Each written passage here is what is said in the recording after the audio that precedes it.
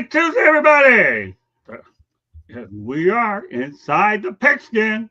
We have a lot of football, and I have a lot of topics, and I have a lot of crew, and a very good one. I call it the filet crew because we have a lot of meat on the bone with this cotton picking show. Oh my! All right, well, let alone we have Tom Shanahan. Welcome back, Tommy. How's it going? Not too bad. Candy Epling's in the house.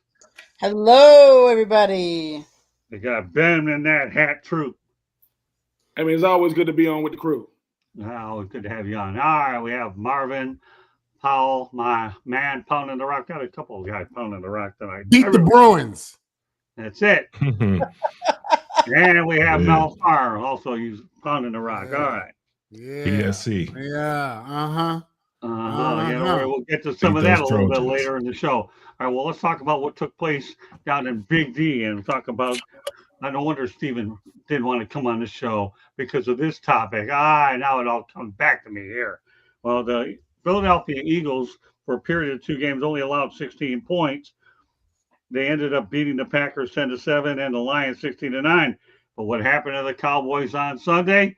They lost to the Eagles. They lost 24-21, 21-0 lead, and all of a sudden they got ugly. So, Ben, what are your thoughts about what took place against Steven's Eagles? It was ugly, especially in that half. Well, here's the thing. I mean, going into this week, I saw this classroom of kids. I don't know if it was a boxing class. They punching on a bunch of Eagles players, faces on punches bags, and I said, okay, this is either going to be really, really good for the Eagles to get really, really bad. 21-0. I was like, well, same old Eagles, same old Cowboys. Then the second half started, and then it got away from the Eagles. I mean, I know Steven is somewhere, super duper pissed because the thing about the Eagles is this. The Eagles are still one of the best teams, if not the best team in the NFC, even though I think the Rams will have something to say about that. But if you are the Cowboys, you needed this win more than the Eagles did, and you got the win, and you got something else. You got momentum.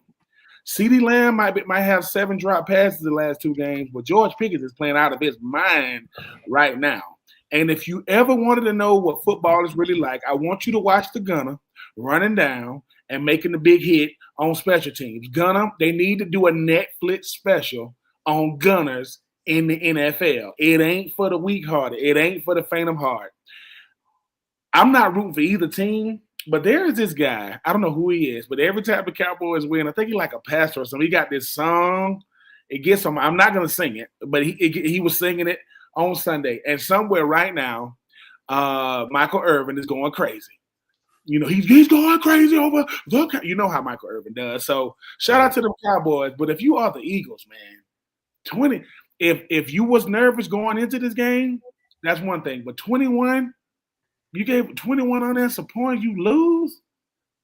That's got to be nerve-wracking because Saquon Barkley has not looked like himself. A.J. Brown got the ball. The defense kind of came up short a little bit. But, hey, man, it was all Cowboys, no Eagles. Skip Bayless, I don't know if he's an Eagle fan these days or a Cowboys fan, but the Cowboys, for one night, the Cowboys had their way with the Eagles, man. And, hey, I can't stand it. If you are a Cowboy fan, may God bless you. But I'm not a Cowboys fan. But I'm gonna have to deal with them until at least till Thursday when they got Kansas City coming to town. There you go, Marvin. Yeah, it was a tough game for them Eagles, man. It's any given Sunday, tell of 2 halves. I mean, those are very real things. The game is not played on paper; it's played, through the hearts of men. And to be up on a division rival, division opponent by 21. Come back and lose. Dak Prescott looked amazing. I mean, you thought he was the second coming of I don't know what. He out there running the ball tough, throwing the ball, making tight plays to Pickens. Pickens out there looking like the best thing since Michael Irvin. They were rolling, man. The Cowboys got rolling later in that game. Listen, in this league, it's tough to win. It's very easy to lose. It's tough to hold on to lead sometimes. And the Cowboys are desperate. To a degree, you look at their record, look at their position, in the wild card race. They're a wounded animal. You know what I'm saying? They needed that. They needed that. So miracles happen. Miracles definitely happen.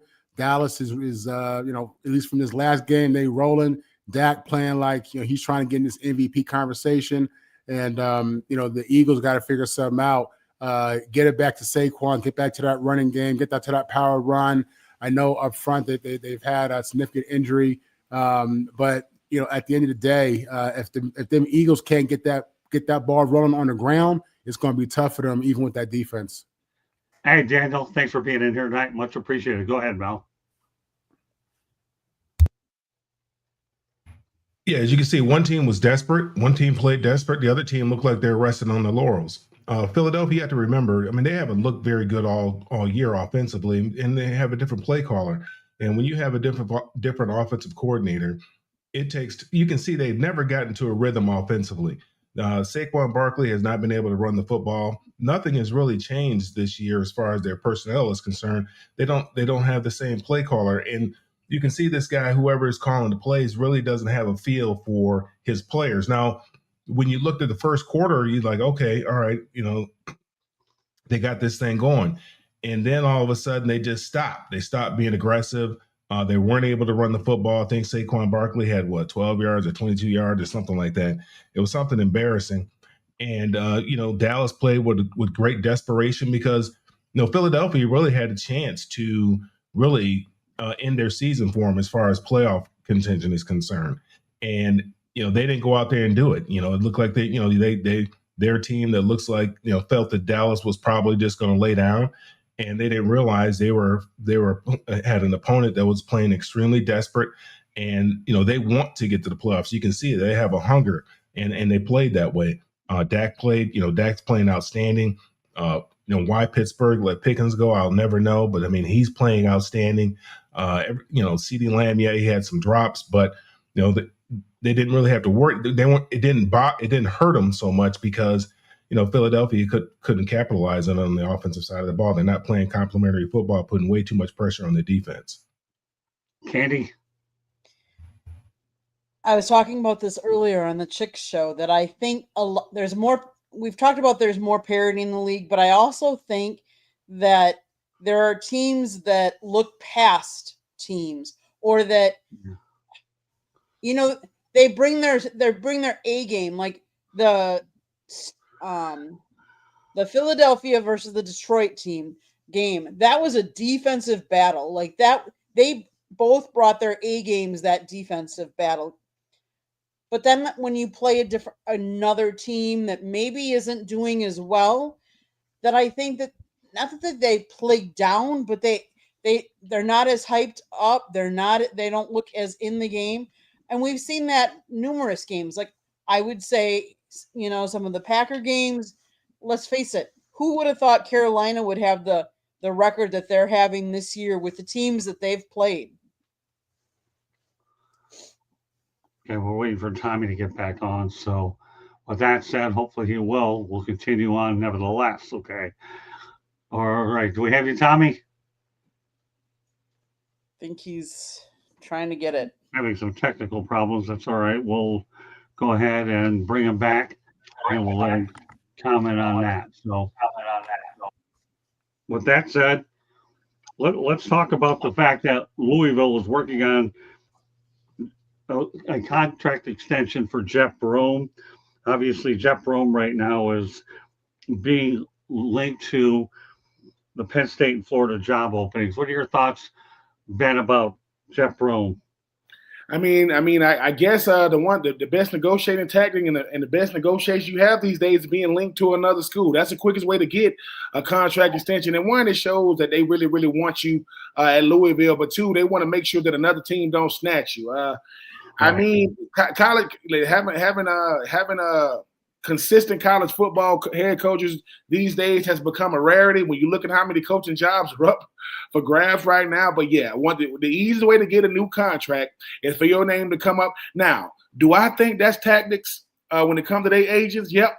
Do I think them agents be saying, hey, they can put some of this stuff out to make sure to help you get more money? I'm not mad at the tactics. I'm not mad at negotiating practices, but he's going to get a new deal. He's going to be around Louisville for a couple more years. But yeah, when your name's coming up at these big time or used to be big time, more big name SEC schools, that's definitely going to put more M's in your pocket. All right, we'll go back to Tommy. Tommy, first of all, you can comment on the Philadelphia Eagles situation, the fact that they had a 21-0 lead, ended up losing 24-21, and then we'll let you carry over to this other topic about Jeff Brom. Let me just say this before we put Tommy on with this topic.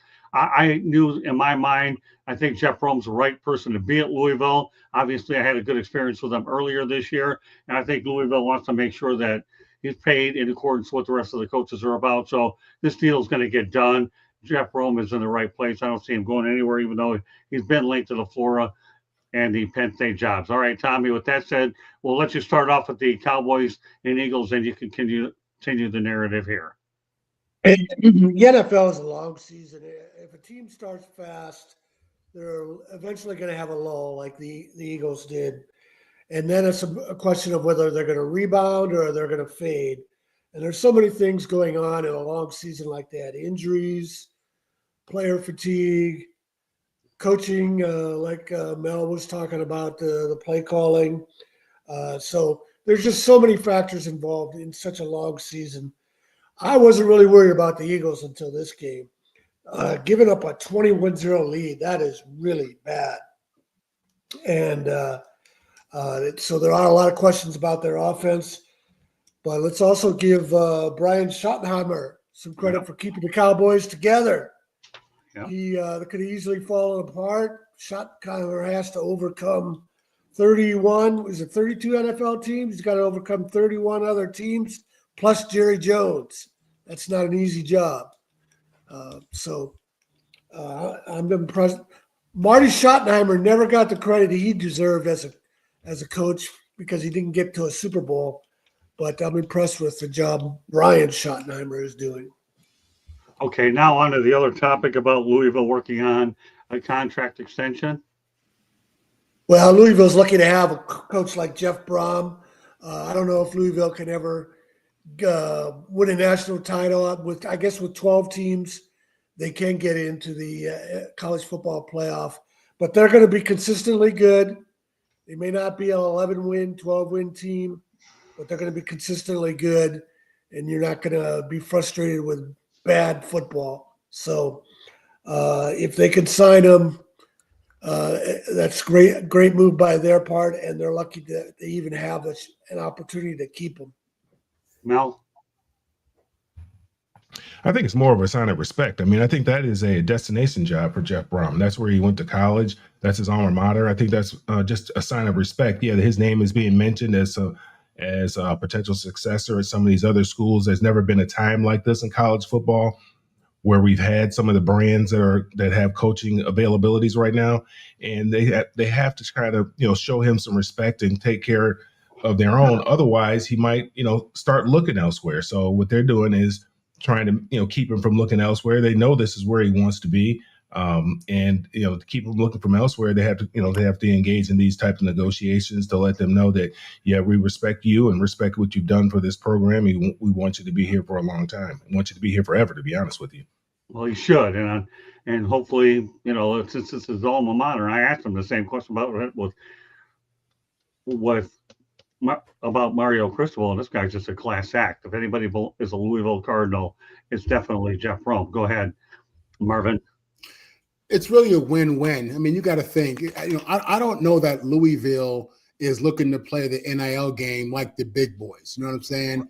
Louisville is not, a premier football destination, but it's a respected program for sure. You get a guy who went there, families from there. They're at 7 wins this year. They had 9 wins last year. That's a heck of a come up, for that school. They're in a major conference. We'll call it's a major conference. It is, but you don't have to pay $14 million a year like Florida or LSU's about to do to Lane Kiffin. Sorry, Ben. It's not a situation where you got to worry about competing for all the top elite players with Notre Dame and SC and Alabama. I mean, they're going to get guys. They're going to get bounced. They're going to get guys who just transfer out for better opportunities. Listen, he can bring in guys. He brought in Miller Moss from USC. Miller Moss was highly respected, going to last year's season. And he's a good quarterback. Obviously, he lost his job, but he's a sign of what can come. They can bring in other guys from big schools. So this is a good thing for everybody, man. It just makes sense. He's going to coach that team with so much love and all his heart. Again, that's his own school. and he doesn't have the pressure of a guy, down at UM or in LA or in Austin. So this is good for both sides, and I hope they do well. Candy. I agree. I agree with Ben, especially. Like, this is Louisville's shot to keep him.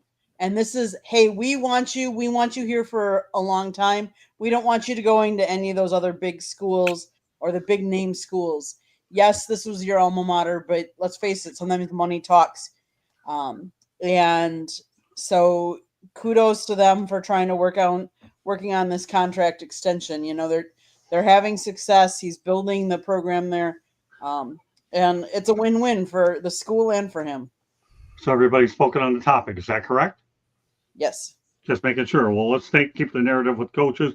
Curt Cignetti got a new deal worth $11.6 million for 8 years. The contract runs for 2033. This guy has been an incredible story all year anyway. That total contract's going to be $92.8 million. But when you look at the timeline and where everything's at, here's a guy that guided his team for a 7-0 start for obviously the second straight year. Then he goes 9-0 for the second straight year, back-to-back, another school record, then 11-0 for the first time in program history. This is just an unbelievable thing, Ben. When you look at Curt Cignetti and what he's done, 7, 9, and 11, and in fact, he's going to get $92.8 million for 8 years. This guy's going to get a statue outside of Indiana. Some thoughts about the job, Ben, that Curt Cignetti's doing. I'm very impressed with him. I mean, he's a guy that's, he rose to the beat of his own drum. He doesn't mince words. He gonna say what's on his mind, but his team plays hard. I know he had a scare when Penn State took him all the way down to the wire. But Curt Cignetti, who he reminds me of, even though the other guy was a lot younger, Mel Tucker. When Mel Tucker went to Michigan State and he signed that extension, now he didn't get to spend it. But he did sign it. I'm always rooting for guys like Curt Cignetti because it shows that you don't got to go to the biggest name program. And you can go to a basketball school and get big time money. Indiana has a basketball school, but he's getting big time money. And say what you want about Curt Cignetti. Don't nobody want to play Indiana. Like, you can say what you want about them. You do not want to play them right now. And right now, the history of Indiana football is what? Michael Penix, who's hurt again, Antoine Randall L. And now they're in the college football playoff, sitting pretty. I know people thought that 2024 was a fluke, but what they got to say in 2025 now, we're going to see come college football playoff time. But I give a lot of credit to Coach Cignetti. I mean, he's a guy that was on a lot of people's list as well. So, I mean, Indiana, let's go ahead and give him his extension. That way we don't got to worry about his name coming up about LSU or Florida or Auburn, or UAB and so many UCLA. It's so many schools. But congratulations to Coach Cignetti. I mean, a guy that's coached as long as he's coached. And I guarantee you, Miss Cignetti, she's been saying, listen, are we ever going to cash out, baby? Just roll with me.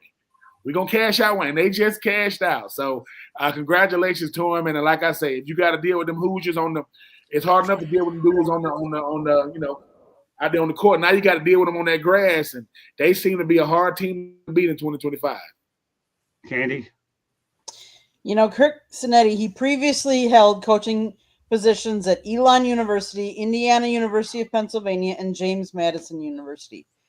But he also coached quarterbacks and tight ends for the Panthers under College Football Hall of Fame coach Johnny Majors. He has done wonders with, like Ben said, a basketball school, making the football program relevant. And I mean, not even relevant, but making it so competitive. They're 11-0. Look what he's done with his quarterback. If you know anything about NIL money, his quarterback is now worth double NIL money he was at the beginning of the season. So Curt Cignetti is doing a phenomenal job. Yeah, once upon a time there was Bobby Knight. Bobby Knight, if you're in your grave, meet Curt Cignetti. Go ahead, Tommy. Well, his track record suggests that tells us that Indiana is always going to be solid. They're always going to be a good team, well-coached team. But we still have to wait and see if they can play with Ohio State and Oregon and USC if they get back to where they expect to be. Because they're not going to have the depth that Ohio State has because they can't recruit like that. Their recruiting class is only 28th. They're behind Ohio State, Michigan, USC, even Illinois is ahead of Indiana, although only by one spot. But the point is, they're not going to have the depth to compete, to win 11 and 12 games every year. They've hit it big with the guys that came with him from James Madison. They all had great years. And then Mendoza has had a great year. I said this before. Carson Beck was a bigger name than Mendoza. What if Cignetti had signed Carson Beck instead? They wouldn't be unbeaten. He would have had a bad game. Carson Beck would have had a bad interception game. And then the other thing Cignetti has done, is he recognizes they're not going to have the depth, so they're playing a cupcake schedule the first 3 games. So they're always going to start out fast, 3-0, and then we'll see what they got left.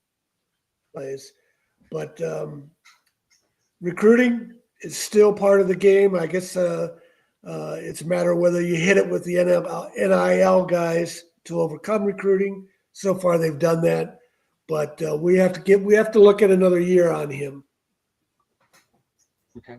Happy Thanksgiving. To you, Eddie Prather. Jeremy, keep up the good comments in the chat room. We're obviously we see them, and we definitely will comment on them as time goes on. Mel, go ahead. Well, Indiana found lightning in a bottle. I mean, I don't know if they really knew what they were getting when they got Curt Cignetti. We know that he's won everywhere that he's been. He always says, Google me. I win. That's what he does. And I don't think, he's a good coach. He's, without question, he's shown us that he's a good coach. Now, Indiana's had to pay him because they know everybody's looking at him because he is a big time coach. Because if he can do what he's doing in Indiana, what can he do in the LSU or Florida, someplace with the resources, or in Auburn or whatever, or Penn State, places with resources? He's doing it at a predominantly what we know, or as a basketball school. He's doing it at Indiana, what's never been done in the history of Indiana football. Right. And he's taken them to consecutive double-digit wins. So they know that he's a good coach, and they know that if he has the right structure behind him, he can win anywhere, especially at the school like LSU or Florida or whatever other jobs may come up. So Indiana has to pay him, and they paid him his first year. After his first year, they paid him because some jobs came up, and they paid him again in the middle of this year after some people started getting fired, particularly when the Penn State job came up, because he's from that area. So he might be redoing his contract every year because they're doing what they need to do in order to keep that coach, because it feels good for Indiana, the people of Indiana, to have something to cheer for on the football field for the first time in forever. Okay, Marvin. Yeah, coaching matters. Coaching definitely matters. This is one of the greatest coaching stories, in the last 25 years, I think. Again, a school who there are people out there who probably didn't even know Indiana had a football team. You know what I'm saying? And now these guys are up here competing for playoffs and potentially national championships. What he's really doing is he's raising the bar. You look at these programs, LSU, Florida, who are looking for new coaches, looking for success. And with Cignetti, you get it in year 1, you get it again in year 2, and it puts pressure on all these schools, puts pressure on USC. You know what I'm saying? Like you see this guy come in, with Division II athletes who come up to Division I, played in Indiana, guys who we've had since they were young. You see what happens when you develop guys. You see what happens when guys are able to be with a coach or a staff for a while. You know what I'm saying? So in many ways, I think it's great for college football. In many ways, I think it gives fans of other programs something to be happy about, because you're expecting your new head coach, whoever it may be, Lane Kiffin, wherever he goes, you're expecting them to be able to start fast, because Curt Cignetti did. And he did it in Indiana. People will say he did it with lesser athletes. So this is really interesting. A lot of implications. It impacts college football in a lot of different ways, I think, but it's a great story. And, I think, again, coaching is a real thing, and coaching matters.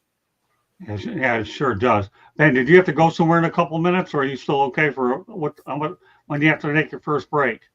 I can get one more before I have to jump off real quick. Oh, that's fine. Yeah, this will be a good one for you to, and then when you come back on, we'll continue with other ones. All right. So let's talk about former FSU and Texas A&M coach Jimbo Fisher. He's very interested in returning. So what's the best spot for Jimbo Fisher, Ben? Anywhere but Florida. I mean, he can go to LSU, he can go to UCLA, he can go to Penn State, he can go to Auburn. Do not bring your behind to Florida. Anywhere but Florida. Jimbo Fisher, though, here's the thing about Jimbo Fisher, though. Nothing against him. 2013, he had Jameis Winston. He had Dalvin Cook, the brother of James Cook. He had Jalen Ramsey, right? He had Derwin James. He had all these players, right? All these players that he wanted. Next year, they only lost one game. Then he went to Texas A&M, started getting these guaranteed contracts. I want to say it was 10 years, $75 million fully guaranteed. He hasn't done much since 2013. And all I'm going to keep saying is this. If a national championship keeps you on the minds of these ADs and these chancellors and these decision makers, what does it say about people that's currently doing it? Football coaching is like being a football player. You can't step away from all that time and think, it ain't like riding a bike. You got to be actively in this thing to be able to stay competitive with it. But like I say, Jimbo, if you want to go to Auburn, to the Plains, if you want to go to UCLA, so you can hang out there, so you can talk to Lincoln Riley about, hey, man, even though y'all in different parts of LA, if you want to go to Penn State, to Happy Valley, long as he don't come down I-75 South and get off in Gainesville, we good. Jimbo, go enjoy yourself, sir. Because the last time I seen Jimbo Fisher, he was telling the fans, say it to my face. That fan was like, if that 6'9" security guard wasn't standing in front of you, I would say it to your face. That is funny. That is funny. I knew you'd have an incredible take on this one. I just knew. All right. So you know what? Why don't you do what you have to do, and then come on back. We'll let the crew talk about the rest of them. Listen, save the Bruins and the Trojans. I want to hear this combo at the end. I'm gonna just sit back and we'll talk to them. And we'll be back after these messages from Troop and the Hat. Okay, Candy. Jimbo, I don't know where he's going to go. Like, he hasn't been coaching since 2023, obviously. NIL, transfer portal has really blown up. It's really changed things. So I think it'll be really interesting to see who would bring him in. I mean, he is familiar, obviously, with the state of Florida. He's also familiar with Louisiana State. So, could we see him at LSU? I don't know. It'll be interesting to see. What do you think, Marvin? Listen, I think any school should be happy to get Jimbo Fisher. I think he has been under great leadership in Nick Saban. I think he's had extraordinary success in winning national championship at Florida State. I really don't know what the heck happened at Texas A&M, why it didn't work. It should have worked. It was supposed to work on paper. It looked great. I thought it made perfect sense, but it didn't work. But this guy is knowledgeable. I think he connects with younger players.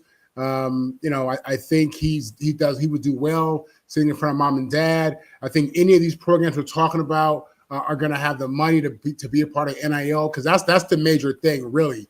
If your school isn't willing to play the NIL game, then you're talking about Louisville and that conversation. You know what I'm saying? So, I think it would be great for a school like UCLA. Then again, he has Southern ties. He's a Southern boy. He's that big Southern draw. Auburn. I think Auburn would be happy to get Jimbo Fisher. So I think this is a proven coach who I believe, still has a passion for this. He's getting paid like up the wazoo a day. He doesn't have to work. You know what I'm saying? So, and if he takes a job, he's taking a cut, even though he's going to be making money at the new school. So this guy is a passionate coach. I think he has something to give the game. And I think any of the schools that were mentioned should be glad to have him. Tommy? And there isn't a good landing spot for Jimbo Fisher, because I don't think he's a good coach. I have to disagree with you on that, Marvin. He was riding Bobby Bowden's coattails when he took over at Florida State. And if he didn't have this fantastic quarterback, Jameis Winston, they don't win a national title. And as soon as Winston's gone, they start going downhill at Florida State. And he even gets in fights arguments with fans in the stand. What quality, respectful head coach does that? And then, even though he's not doing well, he suckers Texas A&M into giving him this giant contract, and he underachieves at Texas A&M. He's been out of football for a year. He hasn't landed anywhere. Oklahoma State just hired Eric Morris from North Texas. Otherwise, you'd think Oklahoma State might be a good landing spot for him. Yeah, that's an interesting point, Mel. I don't think he'll get one of the big jobs, or the LSU job or the Florida job. Maybe Arkansas, a job like that. That might be a good place for him. But then again, are you saying he said he wants to come back to work? Because I don't see what the motivation is when you're getting that kind of money. All you got to do is go out to your mailbox and you're getting that kind of money coming in. I don't understand. I don't see what the motivation is to get back in the rat race, because the game has changed since he left the game. NIL is much bigger now than what it was then. I think it might have just got started when he got ran out of town. But he doesn't have to work. As Marvin stated, he doesn't have to work. So yeah, I don't know. It's really going to be a matter of whether or not he wants to go to the programs that are willing to hire him. I don't think those big programs are looking at Jimbo Fisher, although he may be a great coach. I don't know Tom and Marvin. Marvin thinks he is. I don't think that Southern twang is going to work at UCLA. I think they need something else. I don't necessarily, know if I would mind it, because, he has been successful. But I don't think that would be a destination job for him. I think that would be kind of a stepping stone opportunity for him. And if he were able to do well at UCLA, I think he'd always have his eyes, looking elsewhere for a better opportunity, because I don't know if UCLA is going to get in a bidding war for Jimbo Fisher in the event he was able to turn that program around.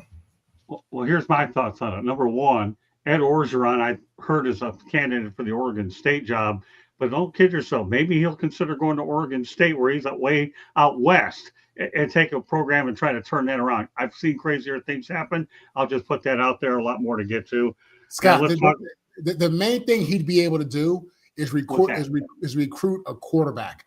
Obviously, the NIL would matter, but because he was the head coach of a Heisman Trophy winning quarterback, that carries weight with a lot of kids. That kind of stuff matters, you know what I'm saying? Because they want to know what kind of results can I expect if I work with you. So that was really, and I should have said that earlier, but that's really my thinking. I think he has credibility based on the players he's coached, and I think he can go in there and say, "You remind me of a Jalen Ramsey. You remind me, of whoever." So, that's it. I'm done with that. These guys. Well, no, what you're talking about. He's a great salesperson. He is. He is. He's great. Yeah. It's just like Willie Taggart. I mean, Willie Taggart is getting paid more money from previous jobs, and this guy, give me their agents. Everybody talk about Bobby Bonilla, for crying out loud. Really? Seriously? Really? Wow.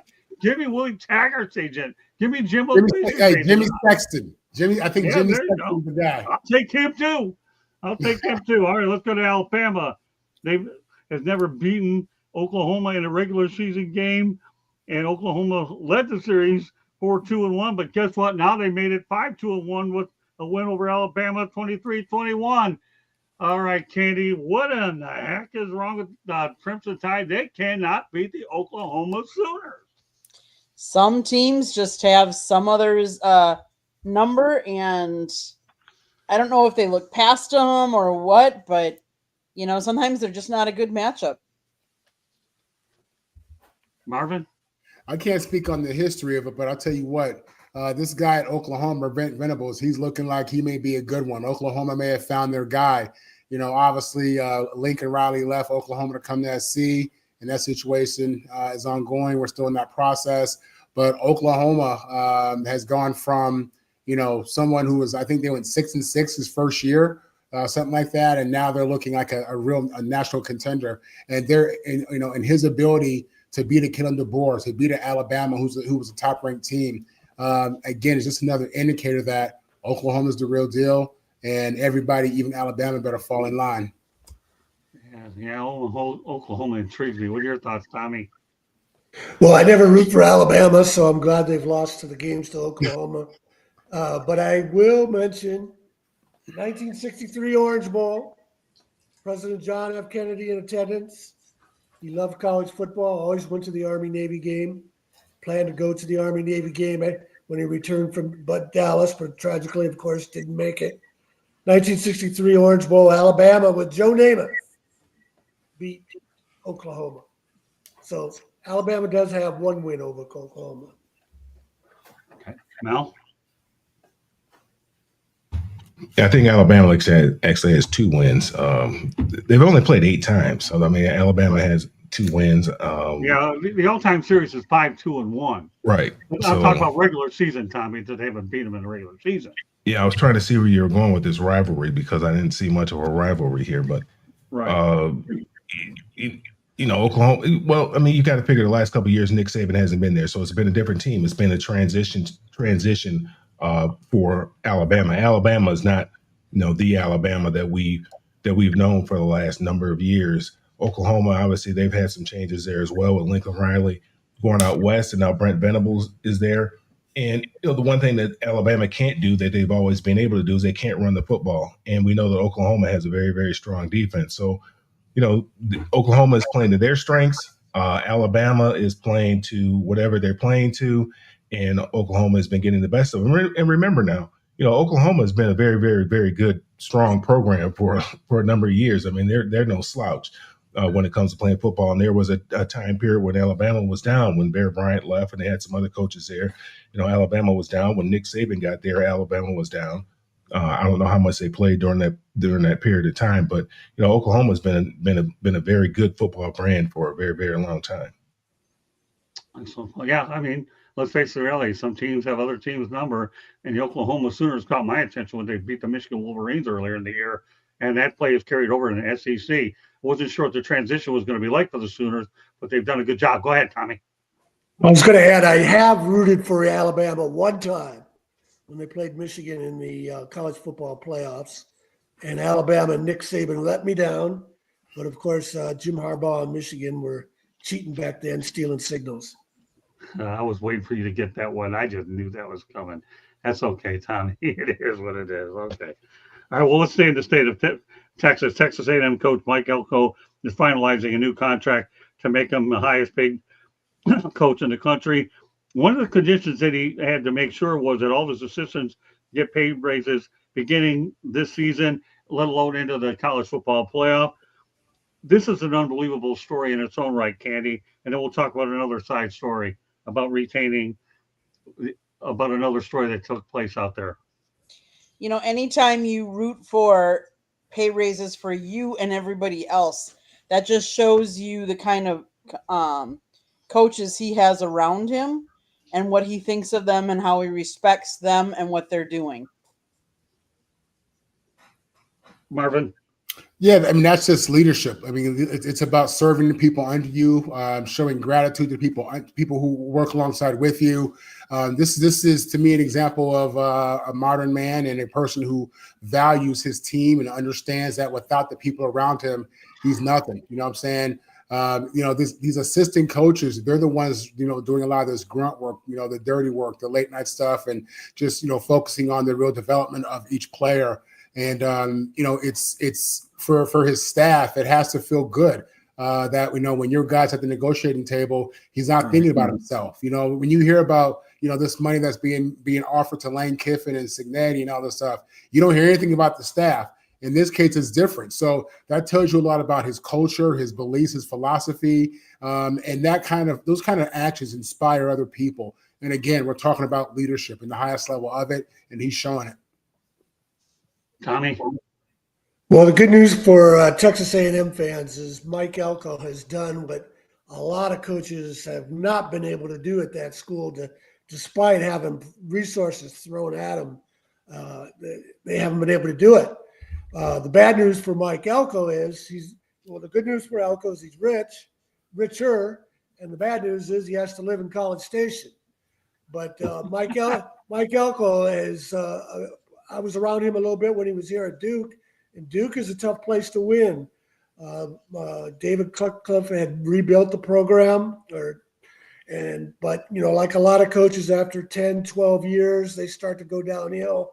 And when Elko came to Duke, things were pretty bad. And he turned it around right away. And because he was so good at turning, he had this choice of a lot of jobs, and he took the Texas A&M job. But if you look at Texas A&M's recent history, all their coaches have never delivered. They've always come up short. despite all the resources that just about any school has. But again, you got to live in College Station. Mel? I think Texas A&M is a tough place to win. I think it's one of those schools that they want to be bigger than who they are, but I mean, they're Texas A&M. They're not Texas. They're not Oklahoma. They're not some of those big programs that were in the Big 12. So, and I think they want to be bigger than who they are. Now they're in the SEC, and they're competing with some dogs over there. Now, they had to pay Mike Elko. Now, what Mike Elko has done is he's put action behind his words. If he's really talking about this as us, we, when he's at the negotiating table, he's just not negotiating for himself. He's negotiating for his coaches too, because he knows, hey, you got good coaches, you got good people around you. It just makes his job that much easier. So he also, because he's getting rewarded, he understands that it's not about him. He's not the only one that's doing this. He's being rewarded, then his people need to be rewarded as well, and he's making sure that that they're getting rewarded. All right, Candy, let's talk about the other side story that came out of College Station. Go ahead, I'll let you lead and everybody else can follow suit. Let me go to that because we were talking about Texas A&M said a state trooper who made contact with South Carolina players during Saturday's game has been relieved of his game day duties after receiver Nick Harbor caught an 80-yard touchdown pass late in the second quarter. He grabbed his right leg, then walked it off up the tunnel with Oscar Attaway III following. As they turned to walk back to the field, a Texas state trooper bumped into Attaway and wedged between him and Harbor, and then turned and pointed at the players, seemingly scolding them. Harbor was quickly pushed away by his teammate, and they continued to the field. The Texas Department of Public Safety is aware of the incident that occurred today during the Texas A&M football game, the DPS said in a statement. The DPS trooper involved was sent home from the game. Our Office of Inspector General is also aware of the incident and will be further looking into the matter. No additional information will be released at this time. All right, let's go to the players. Marvin, this cannot happen. Yeah, it's unfortunate. College football is a great game. There are a lot of positive narratives around it. And, with a guy like this is just a bad look, period. I mean, him being a police officer, we're a few years out of Black Lives Matter. The scolding, the pointing of the finger in the face, the aggressive notion. I mean, what are you doing? Does he not understand that he's there to protect those guys?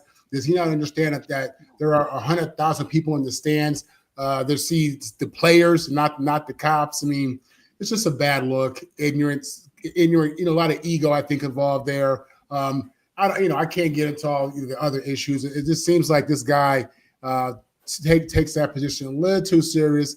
And in a situation where he could have, given grace or just let it go, he had something to say. And I think it's a bad look for the school, bad look for him, bad look for that department. And to relieve him, I'm trying to think, does he deserve to be fired for that? To relieve him of game day duties means he has a job, but just not doing that. That's probably okay. I don't know if the guy should lose his ability to feed his family over that, but it's a bad look. And I'm happy that they took some type of action. Probably more to come because I think the public attitude toward that is not good. Tommy? Well, a couple of weeks ago, you brought up a topic about Texas justice. Here's the bad side of Texas justice. This guy would have made a good Nazi. There's a lot of cops do great work, but there's always a bad cop out there. Yeah. And this guy obviously is one of them. And I got to say, would he have done the same thing if the player was white? I'm guessing no. Mel? Yeah, I think he probably should have lost his job because he's probably a bad cop. If he's doing that, knowing all the cameras are there, he got all the people in the stadium, he had to know that somebody was going to see him doing what he's doing. What is he doing when people aren't looking? That's what concerns me. So yeah, he probably should have lost his job because he's probably a bad cop. No question about it. Yeah, get rid of him. Just keep him away from these players. You can't. these are players. These are student athletes. That's something you can't do. One good story out of Texas is the fact that Texas Tech is 10-1 for the first time since 2008. All right, Candy, some thoughts about the Texas Tech. First time, 10-1, pretty good stuff for them. Obviously, anytime any team can rebound or grow their program and have success, kudos to them. Like that is something that they're building their football program, and to do it in NIL era, transfer portal era, kudos to them and kudos to their coaching staff, because that's who it really is a testament to all of the parties involved. Marvin? I'm sorry. Texas Tech. Yeah, Texas The Red Tech. Raiders. Yeah, Red Raiders. Listen, they're big time NIL players now. That matters. That's the day and age that we're in. It's really unbelievable to hear their name brought up, with alongside other major football programs when it comes to like fighting for players. And Texas Tech is winning. They got players from USC. They got one of our running backs, Quentin Joyner, who went over there. I think he broke his foot early and was lost. But the fact that a school like that, who, listen, they were always a respectable mid-major. Michael Crabtree, Billy Joe Tolliver, Lincoln Riley was a player over there, wasn't that good. But obviously they had the legendary coach as well, who just passed away, Mike Leach. But they got that oil money, man. They got that oil money. And if you got that money, you get them players, and you see the results on the field. I mean, listen, say what you want about NIL, but it's bringing these schools back to life, giving these schools life at all, and putting these schools on the map that they've never been on. So, their school should be very thankful for NIL. Tommy? Yeah, they have a billionaire that's funding everything, and he's not shy about throwing his money around or talking about how he's throwing around his money. They're located in Texas, so they've got a good recruiting base. And, this is the new age of college football. If you got money to throw around and a guy with deep pockets is not shy about it, you're going to get more. You're going to get better talent. And again, like Mike Elko, the problem with coaching at Texas Tech is you got to live in Lubbock. I can tell you're really not a big Texas person. Some of the places you've given no endorsements to. It's funny. Great stuff. All right. I was afraid Miami would have to play in Lubbock, and I wouldn't even know what airport to go ahead and fly into if I had to go there. I don't know. Any suggestions? Who knows? Miami's got to get there first. I'll worry about it later. Okay, Mel? All 10-1s aren't created equal. I mean, I think they're rated number 5 in the polls right now. I think that they're rated high. I mean, you look at their schedule, and they played University of Arkansas, Pine Bluff, Kent State, Oregon State. Those are 3 gimmies right there. Now you look at Georgia's 10-1 record and who they've had to play. It's a great story. It's great for Texas Tech. Great for people who live what city is that Texas Tech is in? I know Patrick Mahomes. Lubbock. I know Mahomes is probably happy because his alma mater is doing well, but eventually they're going to wake up and they're going to find out that they're not as good as they think they are. Now, could they go on a little small run and be relevant for a year? Yeah, it's possible, because anything is possible when you play those games on Saturday. But more than likely, this Cinderella story is going to come to an end, and it's going to come to an end abruptly. Okay, Marvin, this one's for you. Okay. Yeah. USC, your exclusive topic. Travel to Oregon, Marvin. Tail of the tape. You put it out there. Got to let you talk about it. We realize that USC has the Heisman trophies, the national titles, and the conference titles. But what went wrong on Saturday with the Trojans against the Ducks, Marvin? Yeah, this was a game where the winner of this game had like an 85 or 90% chance of making the playoffs. Essentially, it was a playoff game. Lincoln Riley hasn't beat a top 10 team on the road. This year on the road, we haven't played great at quarterback. We went into the game as a 10.5-point underdog, which initially I thought was so disrespectful and crazy. But what we knew about this was USC was going in with the top-ranked offense. Oregon had a top-ranked defense. Oregon had a serious run game, serious run defense, played great in the box on defense. listen, game started. We were 7. It was 7-0 USC. We scored on the opening drive. They scored on their opening drive. Both teams scored again on the next drives. It was 14-14 in the first half. In the second quarter, we had a missed field goal. We had a penalty on fourth down field goal on defense, which gave them the ball back, which they scored because they were in the red zone. And we had a punt return for a touchdown. Special teams cost us 14 points, at least 14 points in the first half. USC never got back from that. Oregon ran the ball at will. I mean, their offensive line play was amazing. I mean, the way they were kicking out and blocking down and just dominating our 300-pounders on the inside, it was remarkable. They were down their top 3 receivers and still made plays in the pass game. You know, they're down their top 3 receivers and just out of fear of what they can do. I mean, we're playing 12 yards off, playing man off, almost 10 yards off. They won the game in the trenches. You know, we were averaging over 150 yards a game rushing, almost 200 yards a game. We had like 50 yards rushing, whereas they had almost 200 yards. You know, again, we came in there with the top-rated offense. Our quarterback threw for 300 yards and 3 touchdowns, but he threw for 2 picks, which is, you know, not like him. But on the road, he hasn't been great. Oregon took advantage of some serious opportunities there. Their quarterback played efficient, and in certain situations, he looked great. Ultimately, it's a game of inches, and USC made too many mistakes on special teams, and Maava, threw a couple picks. And when you're playing on the road against a program like that, Oregon is definitely a top program. They have elite players. Dan Lanning's done a phenomenal job coaching this team, but they beat us in the trenches on offense and defense. They made I think they had 13 or 14 penalties, which wasn't great for them. But even with that, I mean, they beat us by over 15 points. So, yeah, the Oregon Ducks came out there running the ball, throwing the ball efficiently, playing tough defense. Our special teams mistakes were one that we couldn't get over, and we had 3 big ones. And at the end of the day, definitely the more talented team, more prepared team won. And the Oregon Ducks, I'm going to tell you something, there's somebody who you do not want to face, especially when they're in Autzen Stadium, because right now they are humming. Okay, Candy Ebling, you'll take the lead on this, but we saw a remarkable game on Saturday night.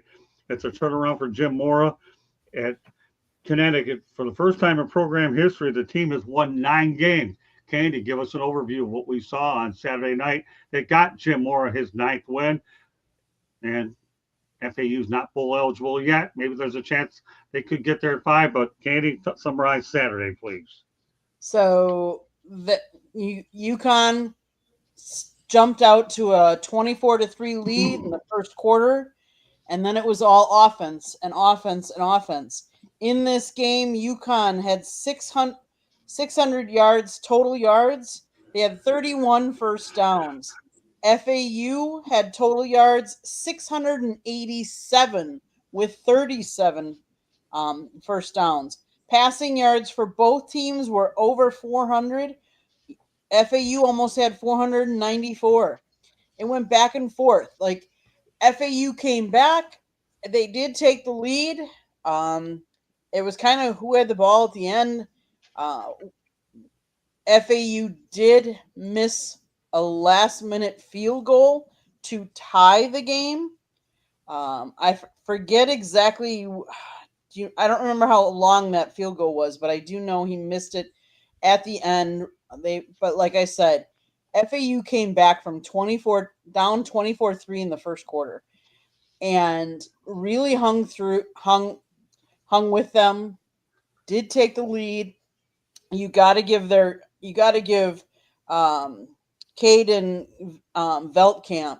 He's a junior. He's the quarterback for FAU.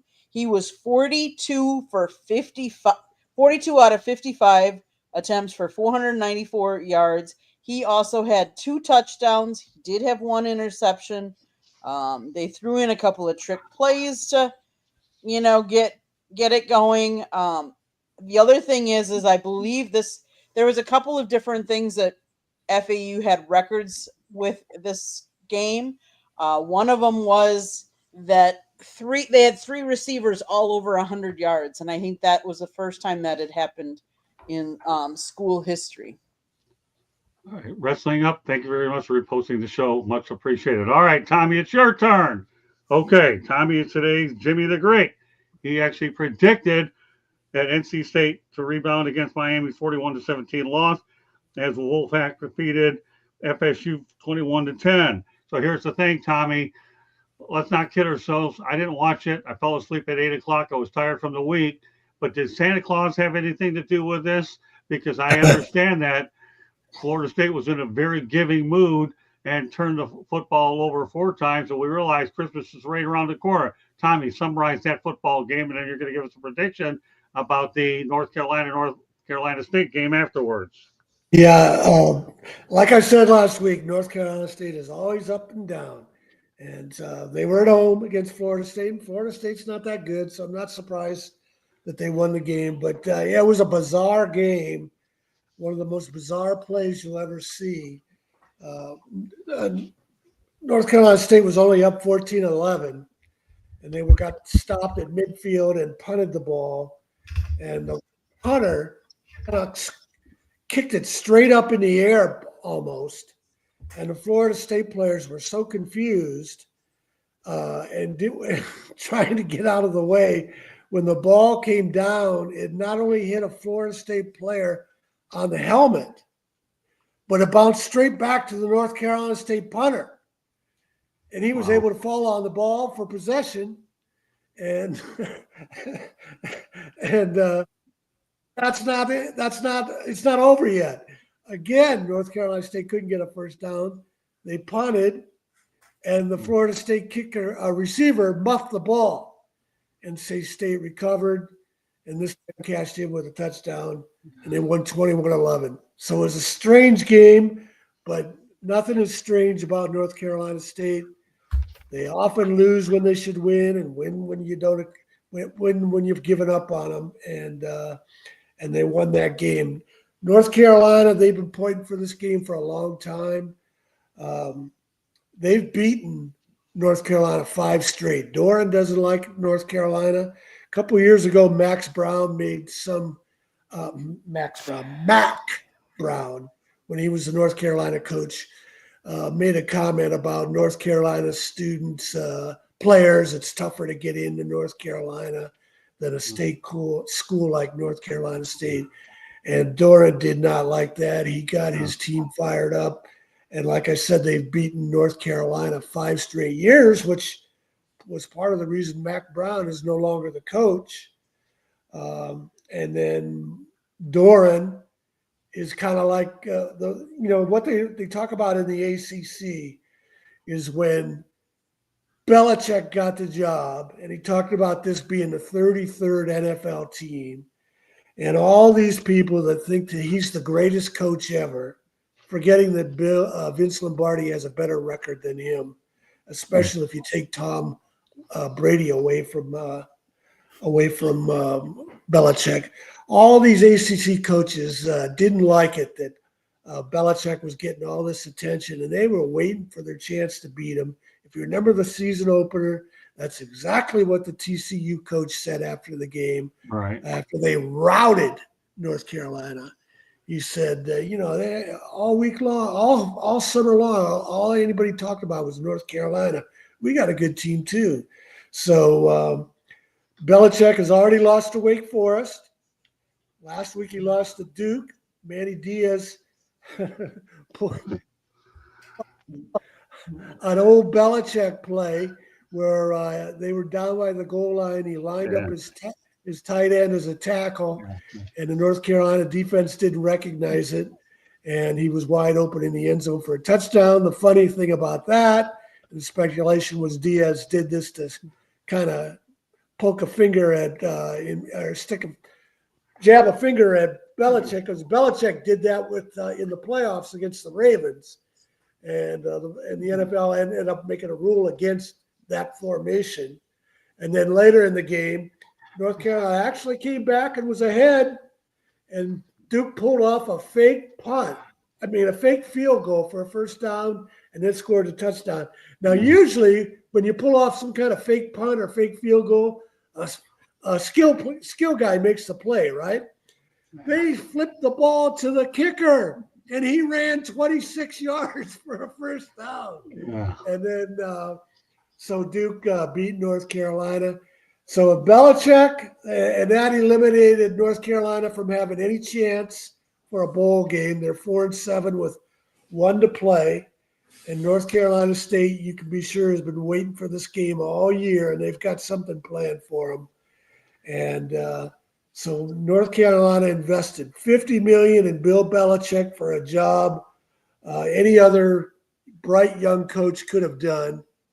And you could have paid him half the money and put the other $25 million into NIL money for players. So it's an embarrassment in North Carolina, and they're getting what they deserve.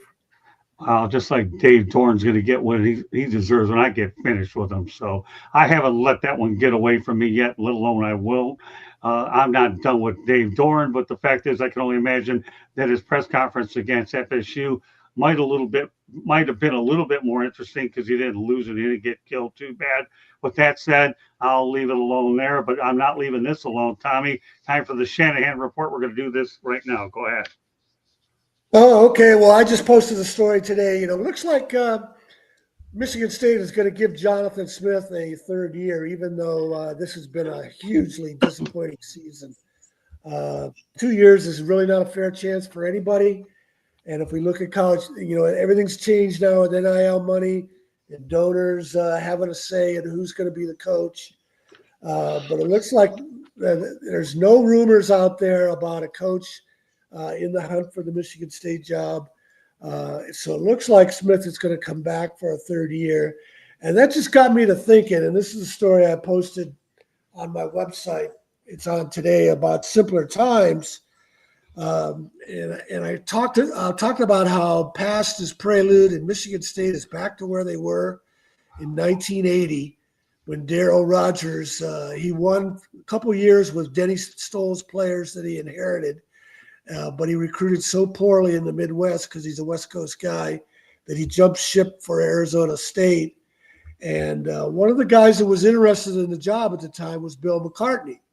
He was a Michigan assistant at the time.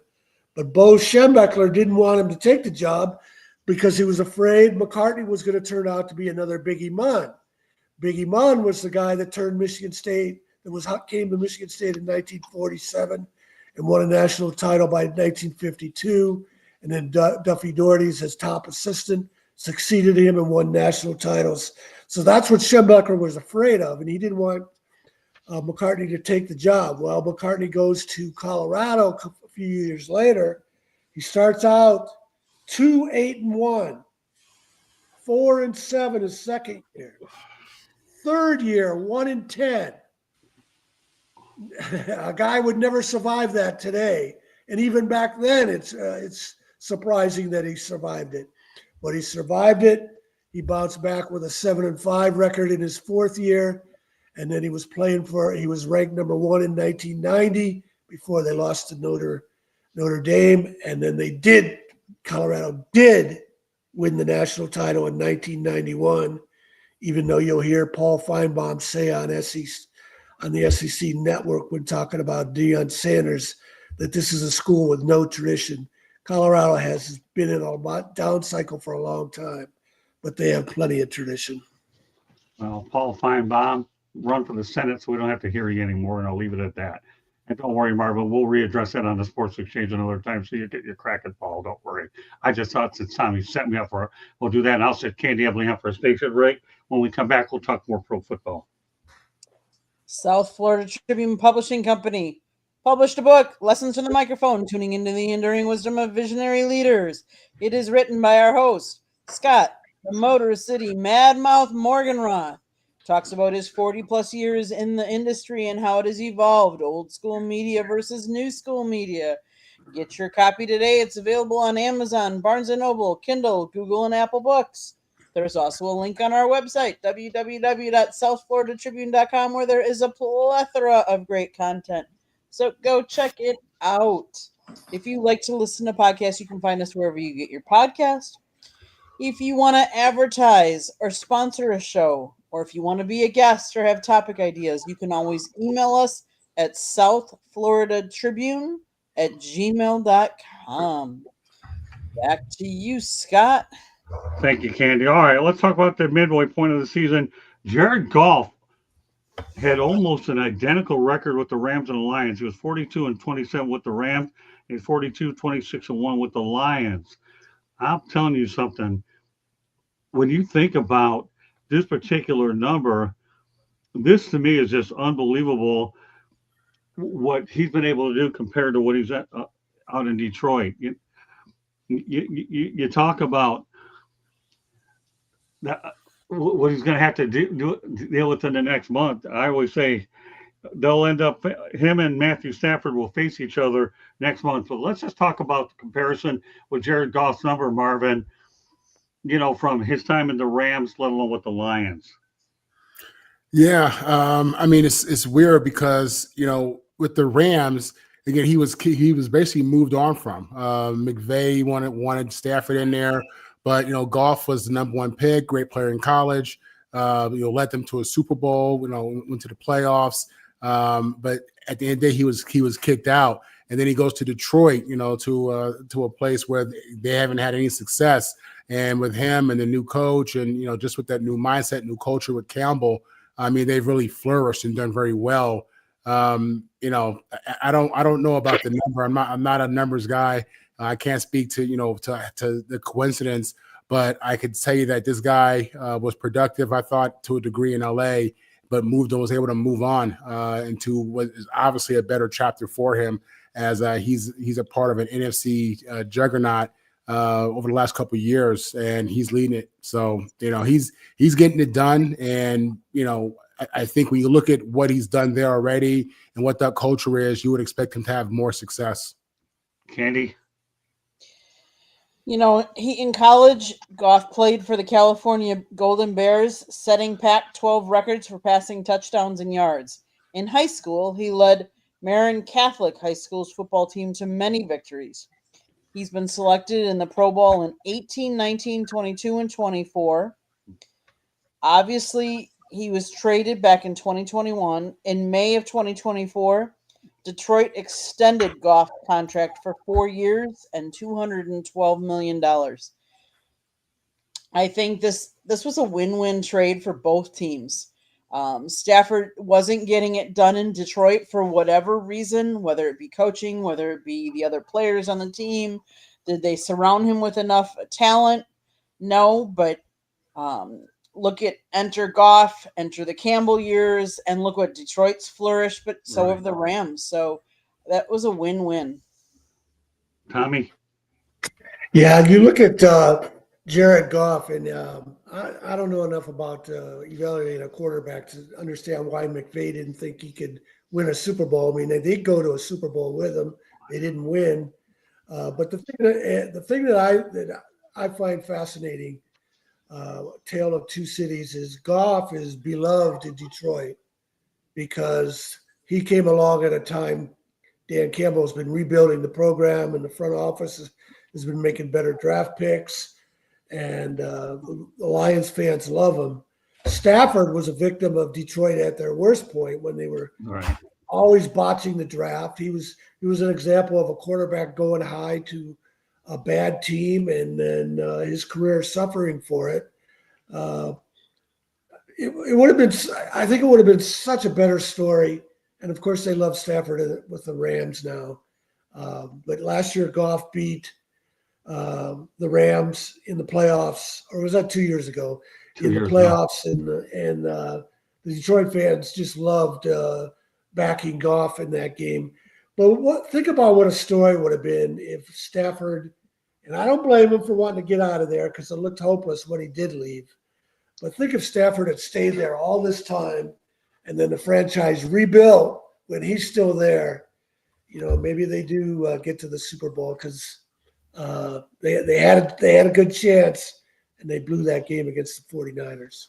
Yeah, I love Matthew Stafford. And Goff ended up beating him, I think, last year in the regular season at home as well. So he got 2 wins out of the whole thing. Mel?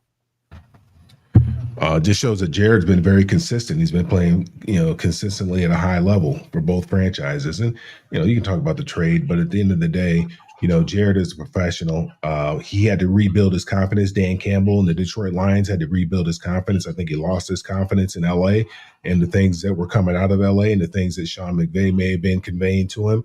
And he's fit into the LA community. And then again, they got some draft capital along with Jared Goff as well. Right. That helped the team and helped them to be able to build this team into what it is today. So it just shows the level of consistency that Jared Goff has and that he's been playing at a very high level for a very long time. Let's stay with the Jared Goff theme while we're at it. The monsters that have played with both Jared Goff, he says, are Aiden Hutchinson's impact reminds him of Aaron Donald, a game wrecker who's ruined a few practices he's gotten, and he's glad that they're on the same field. Let's continue. Jared Goff has played with Aaron Donald and Aiden Hutchinson. What are your thoughts about that, Mel? Different type of pressures. They're different players because Aaron Donald's going to bring you pressure from the inside. Aiden Hutchinson's bringing pressure from the outside. Jared has been able to, if he's able to step up in the pocket, he's fine. If he's not able to step up in the pocket, it's a problem. And I think that's what we've seen over the last few weeks when Detroit has struggled offensively is that they've been putting a lot of pressure on Jared up the middle and making Jared move his feet. If he can keep his feet planted, he's just as good as anybody. So, obviously he's been fortunate. That helps him out a lot, gives him opportunities. If they're getting sacks, they're getting more possession. That gives him opportunities to put more numbers on the board. So, that's good for him. Tommy? Hey, Aaron Donald is one of the greatest defensive linemen ever. Those plays he made when they won the Super Bowl in those tight situations with those stops, he's a great player. Hutchinson's trajectory started out great, but he's had that knee injury, and I guess he's not getting pressure this year like he got earlier in his career. So we'll have to kind of wait and see if he recovers from that injury. But Hutchinson is not at Donald's level. He's a beast, that's for sure. They're both beasts. Candy? Part of the success has to do with the running game, too, of Detroit. And that's where Sonic and Boom, like both of those two, if they take care of the ball and they run, Detroit is very, very hard to stop with those two. Marvin?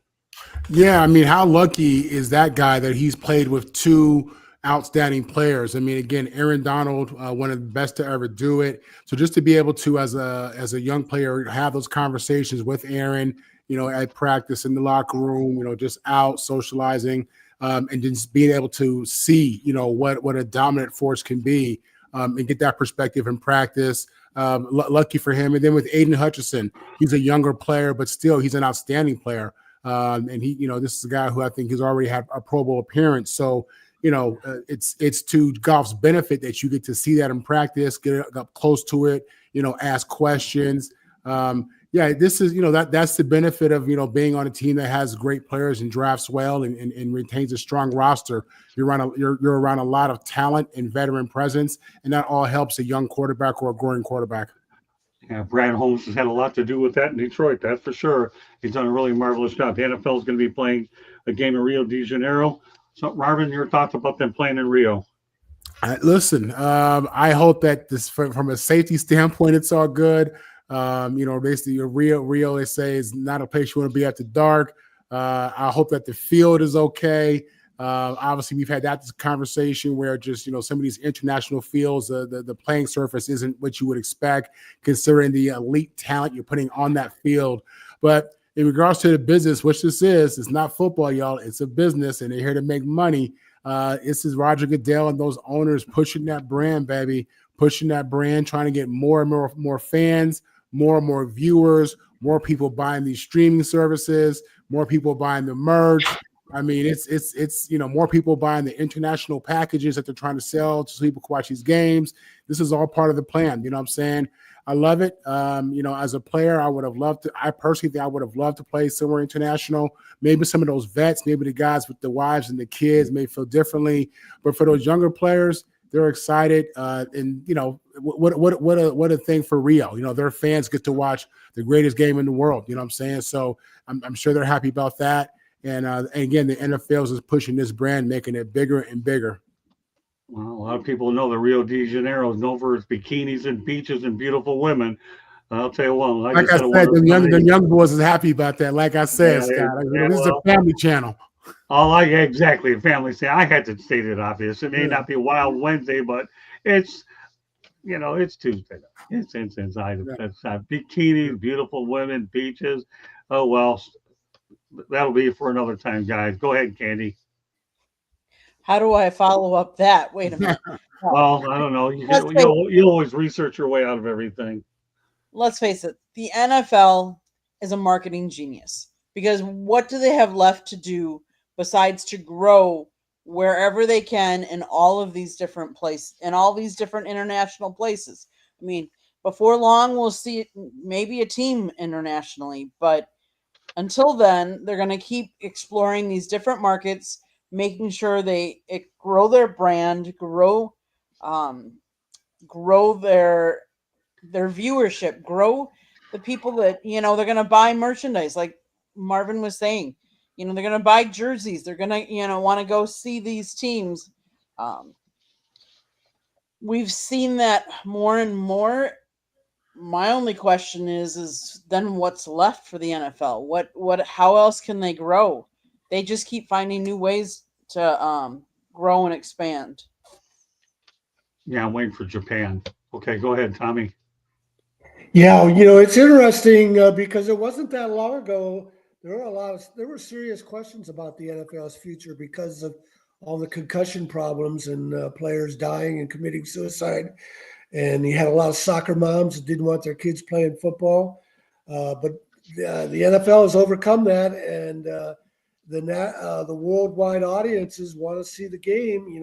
Look at boxing. Boxing is an international sport, but it has not recovered from all the concussions and death risk of the sport. So it's interesting they're able to expand internationally. Since they're going to Brazil, I'm going to take this chance to mention I had a high school girlfriend who was a foreign exchange student from Brazil, Amelia Maria Bastos Tenzel. I never thought I'd say her name on a podcast. I'm sure she's not listening, but maybe she will. Maybe someone will forward it to her. I don't know if she'll be at the game. But the other thing I think about the NFL going to Rio is when they had the World Cup soccer there a few years ago.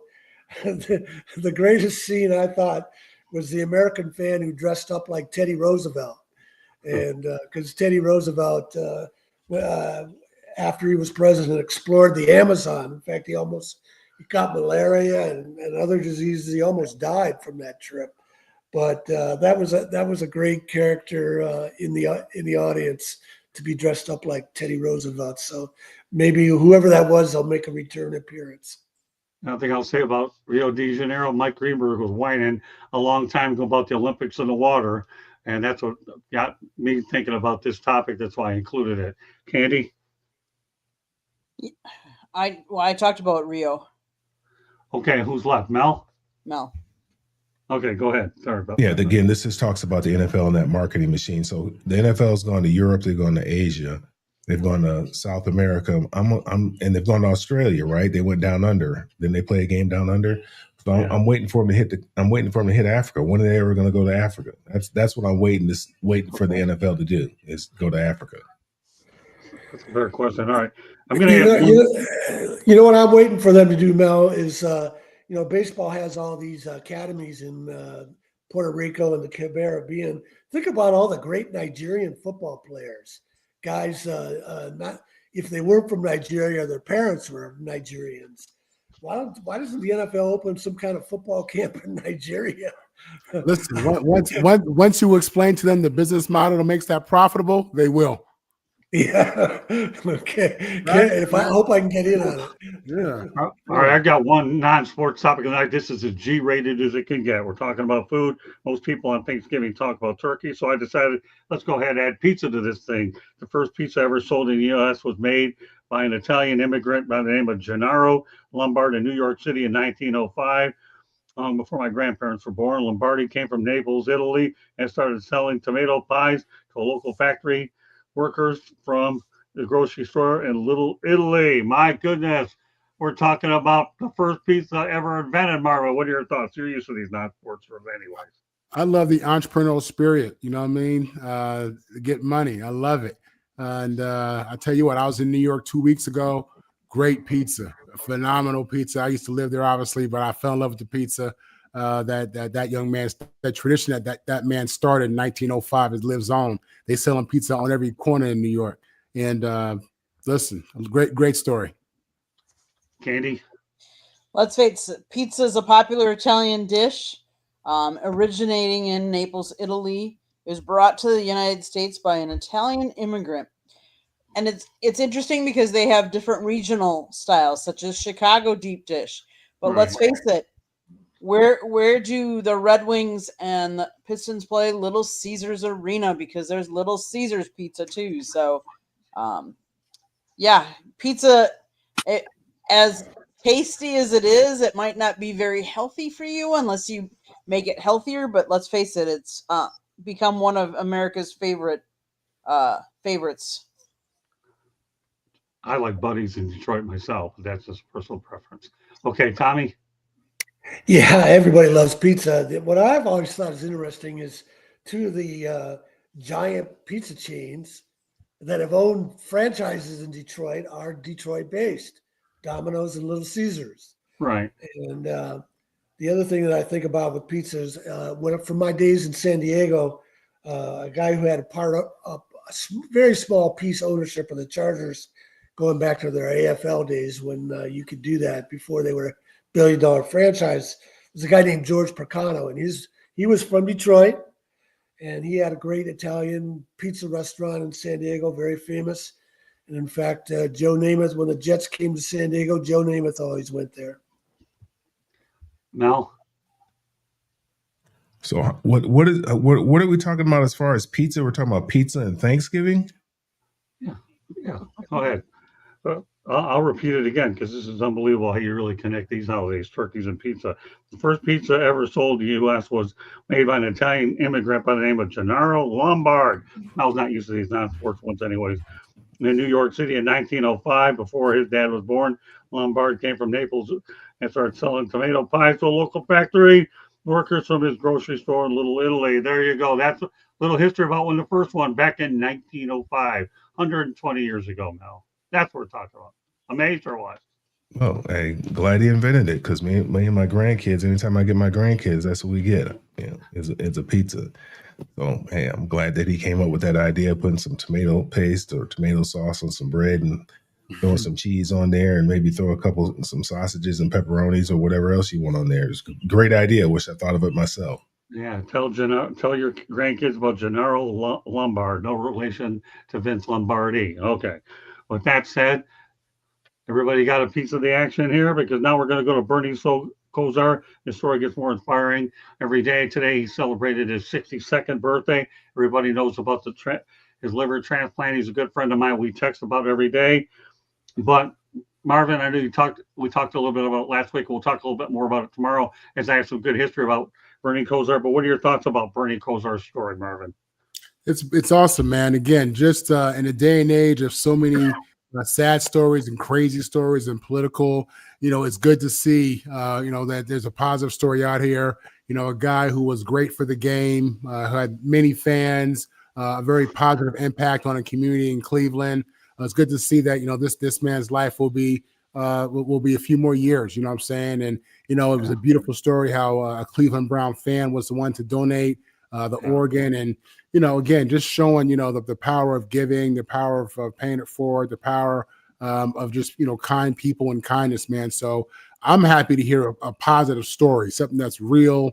And, Bernie obviously is able to live to talk about the gratitude he has for that young man and just the opportunity to spend more time with his family. It's a great NFL headline. It's a great life headline. Speaks well of our culture, which is going through a lot right now. And I'm just happy for Bernie and happy for the NFL community as well. You want to hear a positive story? Wait till you hear the one I got coming up next. Candy. Obviously, Bernie Kosar had a great career, and kudos to him that he's able to prolong his life Obviously, it's at the expense of somebody else because he had a liver transplant, but kudos to the person that donated it, because if for all of you to know that, like, I'm a donor. So if something happens to me and I'm no longer alive, I want my life to go on with others and help others, because that's the nature of me. I'm trying, and so kudos to the person that gave up, obviously, their liver. Hopefully Bernie lives a healthy, long rest of his life. But happy for him, and happy for him that it happened so close to his birthday and Thanksgiving. What a time to be thankful. Tommy. Yeah, it's a great story. But the thing I always think about is how much differently we would think about both Bernie Kosar and I mentioned Marty Schottenheimer earlier. If Right. it wasn't for Denver and John Elway, the two heartbreaking losses. If they just win one of those games and get to the Super Bowl one time, I think how much different their legacies would be. Because we all remember the fumble that cost when the Denver running back was going in for the touchdown, and then of course Right. Elway put together the incredible drive. But that's how easily fate, a guy's legacy can turn on just such a moment. It's we would look at both Kosar and Marty Schottenheimer so much differently. Great point, Mel. Well, it's a great blessing for Bernie Kosar, because somebody did have to lose their life in order to save his. And you think back to Nick Mangold, who just passed away a few weeks ago, needing a kidney transplant. He was unable to find a donor that would match so that he could extend his life. Obviously Walter Payton, when he passed away, he needed a liver when he passed away. So it's a great blessing for him that he was able to receive this liver at this time of the year. I'm sure he's extremely thankful and grateful, and just the fact that it's around his birthday. What better birthday present could he ask for than to extend his life? Yeah, he has ended up meeting the victims, his donor's mom today. A great story. We'll be talking more about it tomorrow with a different group. And I told you had another good field topic, and it's also going to carry a little over for those that haven't spoken about it. And that's the fact that Drake May and his wife have been dating since middle school, and they were just 12 years old. May and his wife's name is Ann Michael Hudson, and Drake May have been dating since middle school when they were just 12 years old. May and Hudson started dating in 2015 and have been together ever since. They got married in June 2025. I've heard of a high school sweetheart, but never heard of a middle school sweetheart, Marvin. And this will be carrying over a little bit tomorrow night for the few people that don't have a chance to talk about it tonight. Go ahead, Marvin. Hey, listen, you gotta know how to pick him. And in this day and age, his celebrity success, he's been a millionaire since college with NIL. It's hard to figure out who loves you versus who loves the opportunity to be with you in your riches. So kudos to him for sticking with the same girl and not bouncing her out for one of these new chicks out there. Listen, loyalty matters, man. The ones who's really down for you and love you, that's who you want to be with. Get you a girl with some values. You know what I'm saying? Someone who really knows you and is with you for the right reasons. And it's okay for a girl to want to be with a guy who's successful. But success is subjective. You know what I mean? We can define that different ways. I'm happy for him. I bet you this one lasts. And just congratulations to him and his family. Candy. What an awesome story, because you hear of so many people that it doesn't work. And we hear all the time about the bad ones, and how this divorce and how that divorce, or how they started together and then they broke up, or and with his success, he still has the same person right by his side. That's a testament to her and to him and their commitment, and in a day and age where a lot of people don't know what the word commitment truly means, or they don't act on that. This is just a great story, and a great way to show others, including young people, what commitment really means. And together, Tommy. Yeah, well, it is a great story that they came across each other and found each other.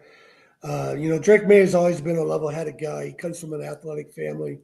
His dad was a quarterback in North Carolina. His older brother played on North Carolina's one of their NCAA championship teams with Roy Williams. So we know he's a pretty level-headed guy, and obviously he has a like-minded girlfriend/wife. One of the stories I had heard about them is that obviously the guy has plenty of money, and they donated all their wedding gifts to charity. So interesting couple. Mel. She saw the potential in him in middle school. That's why she hitched her wagon to him. You're going to find out about her, if hopefully it never happens to him. But, typically, the old saying is when the money runs out, they run out. So we'll see, everything is great right now. Everything is gravy. So, yeah, they're happy. She's happy. And I hope it works out for him. I really do. But Marvin knows it. He's seen it. When the money runs out, they run out. So we'll see. No money, no honey. That's all right. You guys are gonna be going at it in about 5 minutes, so hang in there. We'll see what happens. Yeah, it's a great story for sure. It starts in middle school for the high school sweetheart, but this one took it to a new level. The fact that it happened in middle school is unbelievable. All right, with that said, Hawaii approves a plan to build a new Aloha Stadium. I actually drove by the old one and even bought some items at an old flea market. Can you imagine, Marvin, what it would have been like to play football in Hawaii at Aloha Stadium? I know they had Pro Bowls there, but I'm happy the University of Hawaii is going to be getting a brand new stadium. I wouldn't be surprised if they even put a Pro Bowl there one day, because I know the players used to like to go there. But what are your thoughts about the fact that they are building a new football stadium on the old site at Aloha Stadium? Well, first of all, I got a lot of love for that old stadium. My dad played in many Pro Bowls there, at least 4 or 5. I know he rejected one year. But listen, Hawaii football is huge in Hawaii. Youth program, high school, that culture, those people out there love that program. And I'm happy that they're investing money into a new stadium. In this day and age of NIL and, just more media, more coverage, you need shiny things. You really need shiny things. You need facilities. You need something to show. It helps generate money. And this is a smart move, a smart investment into that community, into that school. I think it's only a positive thing. And I look forward to seeing, what other events we hold there. We don't have the Pro Bowl game anymore. That's out because of concussions. But, hey, maybe one day you have a Super Bowl there. You know what I'm saying? We'll see. I don't know. I don't know how much tech they're going to put inside of it, but it's a good thing for college football for sure. I'm excited about it. Yeah, as I understand, I think the stadium is going to be like 23,000, 24,000 people. So, okay. All right. With that said, Ben is back in the house just in time for this topic. Ben, what are your thoughts about playing football in Hawaii? They're building a new Aloha Stadium there for the University of Hawaii. I'm sure you probably would have. I don't know if you ever played there, but would you have liked to have played there? Yeah, I mean, there's nothing bad about playing football in Hawaii. I mean, they get in a new stadium, you get a new stadium, old stadium, you in Hawaii. And I heard that when you get recruited, I played when I got drafted in 2004, I got drafted with a guy named Travis LeBoy who played for Hawaii. And he said when they recruit you, they say you got to give them like verbal commitments. They ain't got just a bunch of guys just coming to visit Hawaii to see if they want to go there or not. But yeah, I mean, I don't know if there are better there are better schools to play at. I don't think there are better schools and locations to play at than Hawaii. So congratulations to the Hawaii. What are they used to be the Fighting Rainbows. What are they now? They used to be the Fighting Rainbows. Well, they're Rainbow Warriors, as I understand. Oh, they're the Rainbow Warriors now. Okay. But yeah, it's Hawaii. It's a, beautiful place to live, beautiful place to play football. And my nephew who plays for Kennesaw State, they might be going to a bowl game in Hawaii. I mean, I don't know. I might have to. I ain't never been to Hawaii. I had to have a reason. I ain't like Marvin who said, yeah, taking the kids to Times Square. I am not taking my kids to Times Square. Oh no, they'll shut Times Square down. I said, oh no, if it embarrassed me. But yeah, congratulations to the Hawaii. They trying to keep up. The new thing is facilities, but with a new stadium, hey man, shout out to them. 24,000. You know, Ben, I'm going to ask you about this. We just spoke about it. You're just in time for this one, and then we're going to get to predictions. Okay, and that's this. Excuse me, I had something caught in my throat. Obviously, Ann Michael Hudson and Drake May have been together since they were dating in middle school. What are your thoughts about the fact these two kids have been dating since middle school, and they were just 12 years of age? They obviously started dating in 2015, got married in 2025. This is a love story in every sense of the word, isn't it, Ben? It is. I mean, it shows that, what true love conquers all, right? I mean, to be with a person, there are high school sweethearts, and you got middle school sweethearts. Yeah. Did they grow up? Did they not grow up in a big town? Was it a big city they grew up in? Was it a small town they grew up in? I don't know. That sounds like a small town that became something. What was it? Area. I mean, yeah. Drake May could do no wrong these days. You see how when you start playing well, they get all in your business. So you start playing well in 9-2, MVP candidate.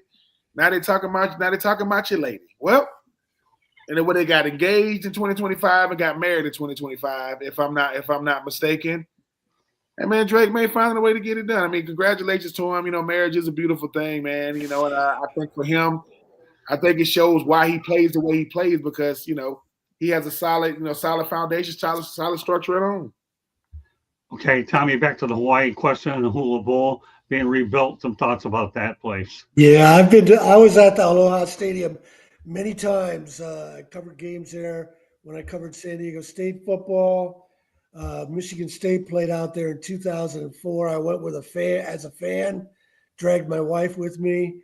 And that was when John L. Smith was in the process of running down the Michigan State program and getting in a fight with June Jones and turning Hawaii's fans against Michigan State.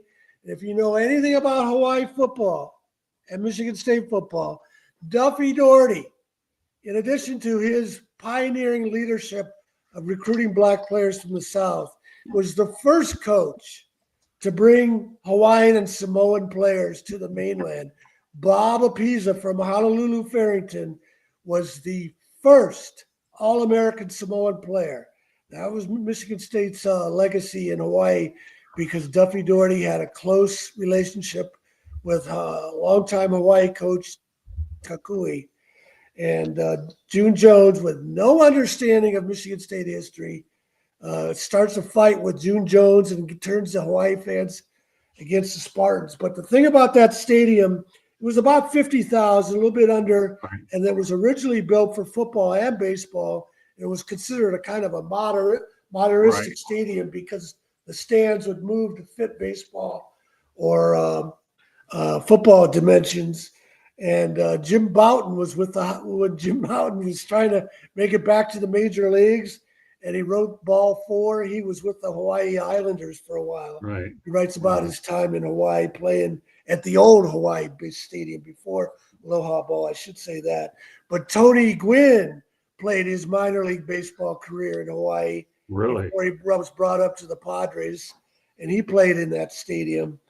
And I got to tell one more story, because I don't know when I'll ever get a chance to tell the story again. I used to, in addition to the college games I mentioned, they had an event in Hawaii called the Sean Akina Classic, where mainland teams would come over and play Hawaii. And San Diego teams went every year.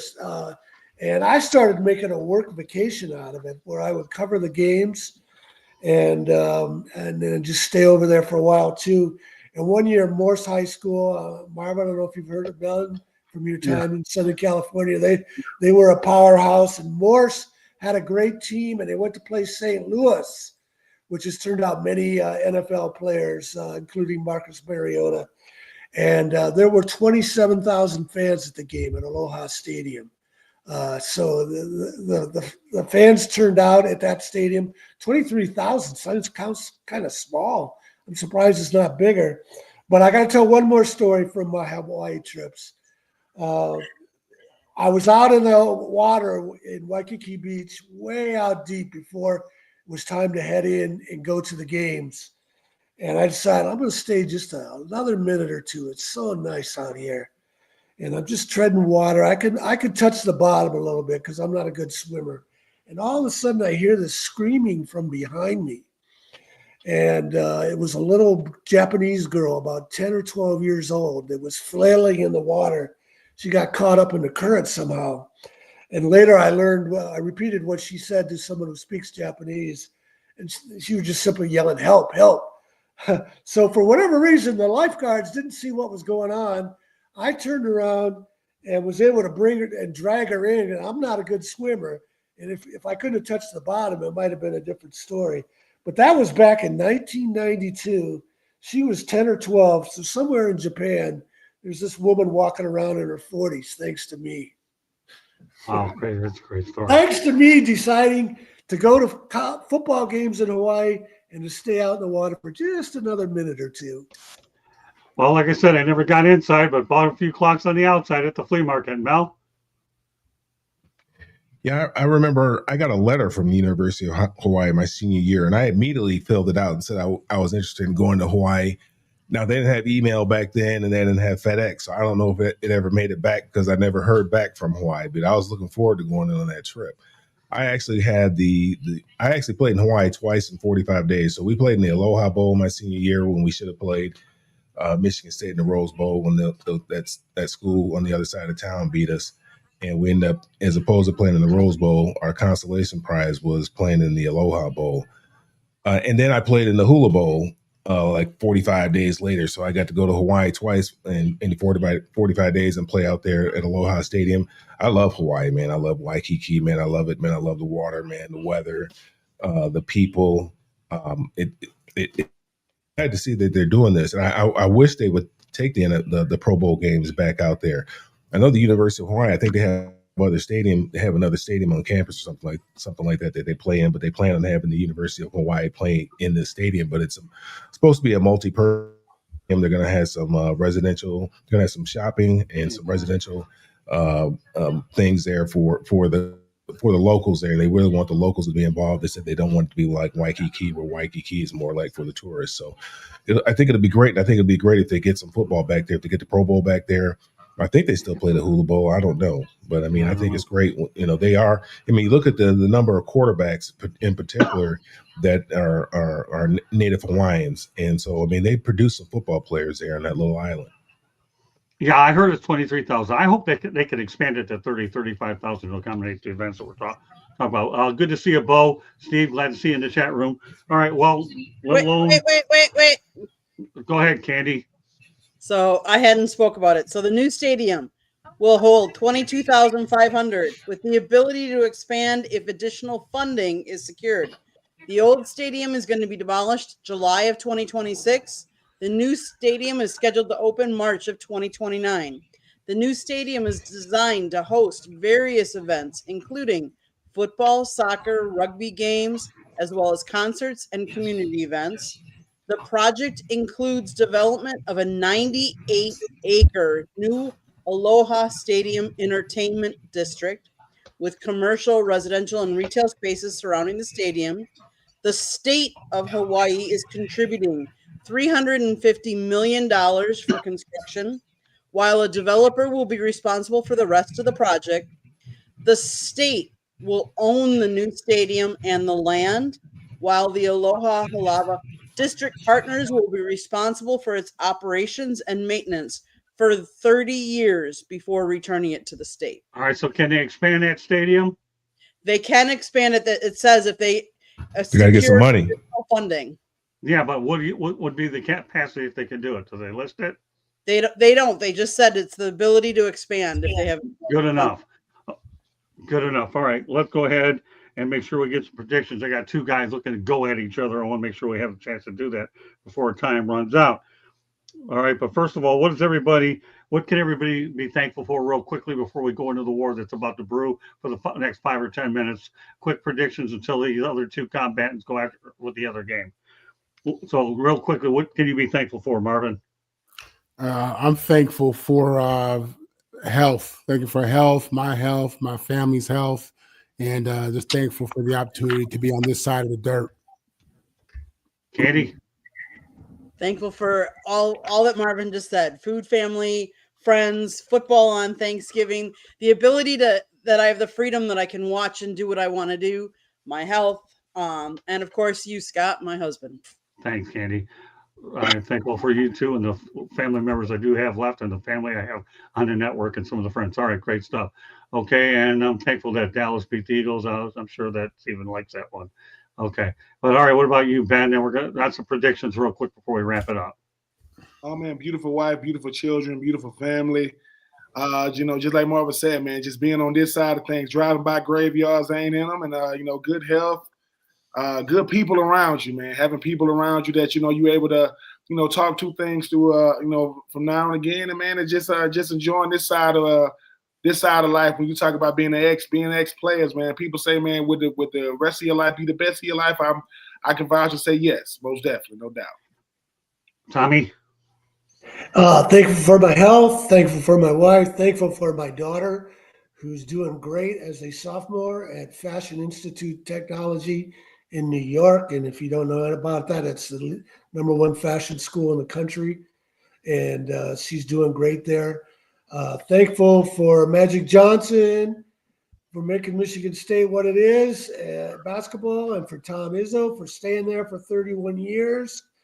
And thankful for Michigan State's new president, Kevin Guskowitz. He's been on the job about a year. Their new athletic director, Jay Batt, because both of them say they want to educate Michigan State and reclaim the history that the school has squandered. No coach anywhere. I quote Barry Switzer saying this in my book, The Right Thing to Do. No coach anywhere did more for college football integration for Duffy Daugherty than Duffy Daugherty at Michigan State. And the school has squandered his legacy.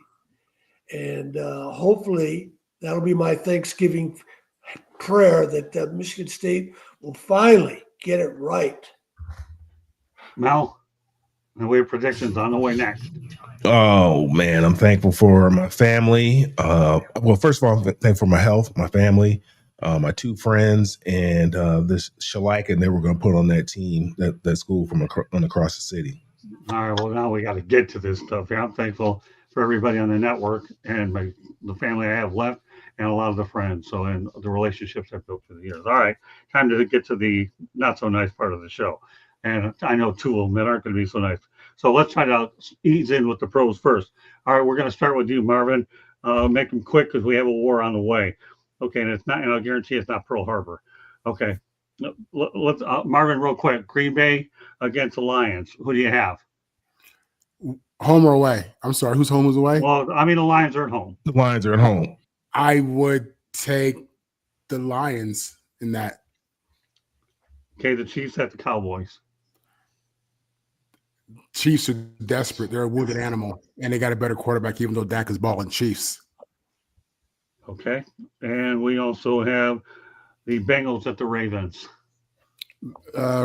At the Ravens, Lamar's hungry. They gotta get wins. Desperate, wounded animal. I got the Ravens. Okay, Ohio State at Michigan. I'd have to go with Ohio State. We're going to get to the USC, UCLA after we get done with everybody else, because I'm letting them end the show, and they only have 5 minutes to get it out on both sides. Candy, you know the game. They'll go again. I'm gonna take the Packers. The Lions on Thanksgiving all time are 37, 45, and 2. So I'm gonna go with the Packers. They need it. Of course. I'm gonna go with the Chiefs. They like Melvin said, they're desperate. They need to win, and the same with the Ravens. And then I'm gonna take, this might not be popular, but I haven't been popular already. So let's go with Ohio State as well. All right, Ben, you know the games. I'm gonna go with the Ravens. I'm gonna go with the Chiefs. I'm gonna go with the Lions. And just because I like chaos, I'm gonna go with Michigan. Oh, I like you. All right, Tommy. When I was a kid, the Lions always played great on Thanksgiving Day. If they're 37-45 is the record now, I bet they were 20 games above it before the 80s and 90s. So that's surprising. So I'm going to pick the Lions because I think Dan Campbell has brought them back to their own old ways. I like the Chiefs and the Ravens. And Ohio State, without Chip Kelly to screw up the game plan like he did last year, running into the teeth of Michigan's strength, defensive tackles instead of throwing the ball. So without Chip Kelly, Ohio State will beat Michigan, even though it's in Ann Arbor. Okay, we'll talk more about Chip Kelly. Mel, you know the other 4 games. I'll make my predictions, and then it'll be the Marvin and Mel show for like 3 minutes. No, I'm gonna Detroit, Dallas, and Baltimore, and Okay. then I'm gonna take Michigan. Okay. All right, I'll give you mine. Okay, here's what you have. You have the Lions. I definitely believe will win. Chiefs are going to be an angry team. They're trying to get in the playoffs. I love the Ravens. Lamar Jackson makes a difference over Joe Burrow. And I am going with Michigan over Ohio State. No doubt about that.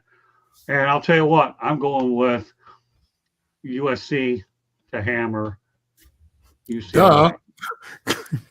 All right, I'm getting it all the way.